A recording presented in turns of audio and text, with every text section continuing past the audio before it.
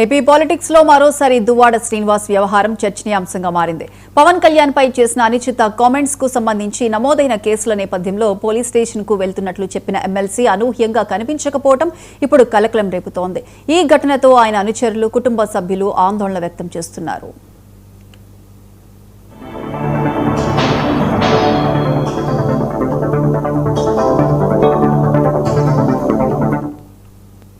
Stations లో రాష్ట్రంలో police stations లో నా మీద కేసులు నమోదు చేశారు.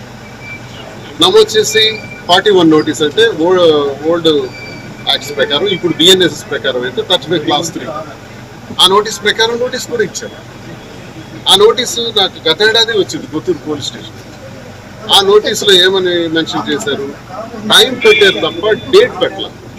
నేను చాలాసార్లు అడిగాను నేను ఎప్పుడు రావాలి అని, కానీ ఎప్పుడు నాకు రెస్పాండ్ కాలేదు. ఈ రోజు మొన్నను కూడా ఒక 10 రోజుల క్రితం నన్ను పిలవటం జరిగింది.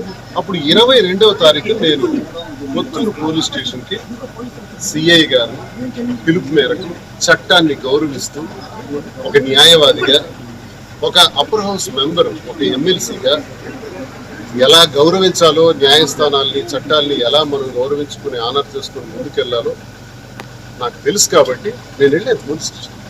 9 గంటల పాటు కూర్చొని విచారణ చేశాను. విచారణ చేసిన తర్వాత విచారణ చేసిన తర్వాత నేను ఇప్పుడు చూడండి, ఇది ఏఐజీలో నేను టెస్ట్ చేసుకున్న టెస్ట్, ఏఐజీలో చేసుకున్న టెస్ట్ ఇది 18వ తారీఖు, నేను వెళ్ళింది 22వ తారీఖు. నిజానికి నాకు నోటీస్ వచ్చిందని నాకు తెలియదు కూడా. It is a natural test. AIG Hyderabad నా హెల్త్ చెకప్ గురించి చేసుకున్నాను. కరోనరీ ఇష్యూస్ ఉన్నాయని చెప్పారు, అంటే హార్ట్ ఇష్యూస్ ఉన్నాయి. దానిపైన శ్రీకాకుళంలో కూడా టెస్ట్ చేసుకున్నాను. టెస్ట్ చేసుకుంటే 3 వారాలు రెస్ట్ తీసుకోవాలి మీరు అని చెప్పారు. ఈ పరిస్థితుల్లో నాకు 4 వారాలు టైం ఇవ్వండి అన్నాను. 4 వారాలు టైం ఇవ్వండి అంటే నోనను మళ్ళీ మీరు వచ్చేయాలని చెప్పి 28 నోటీస్ ఇచ్చారు. 28 నోటీస్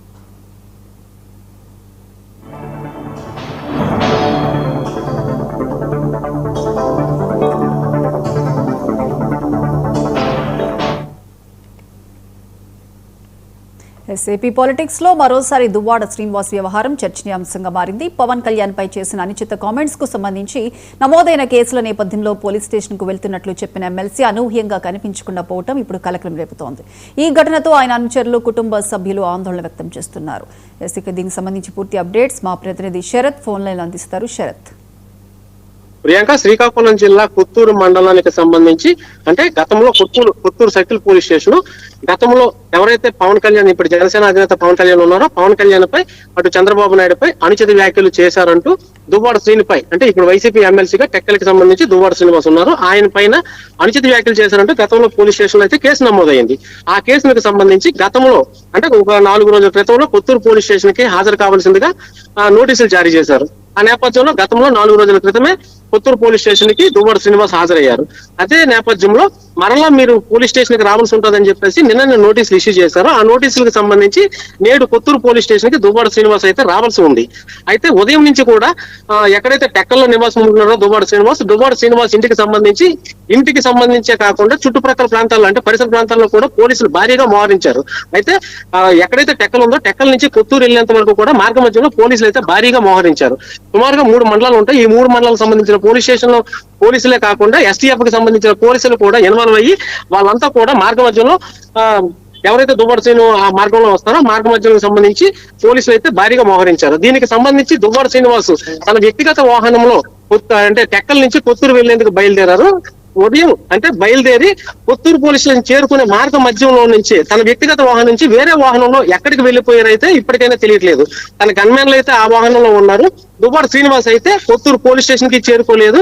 ఆ వాహనంలో కూడా ఆయన లేరు. ఇప్పటికీ కూడా దువ్వాడ శ్రీనివాస్ ఎక్కడున్నారు అనేది అయితే ఇప్పటికీ కూడా ఎవరికీ తెలియని పరిస్థితి నెలకొంది. అయితే దివ్యల మాదిరిని కూడా ఉదయమే తనతో పాటు వస్తుండగా దివ్యల మాదిరిని కూడా పోలీసులు గృహ నిర్బంధం అయితే చేశారు. ప్రస్తుతానికి గృహ నిర్బంధంలో దువ్వాడ మాదిరి ఉన్నారు. ప్రస్తుతానికి దువ్వాడ శ్రీనివాస్ ఎక్కడున్నారనే విషయం అయితే ఇప్పటికీ కూడా ఎవరికి తెలియరాలేదు. Priyanka. Right Sarath, thank you.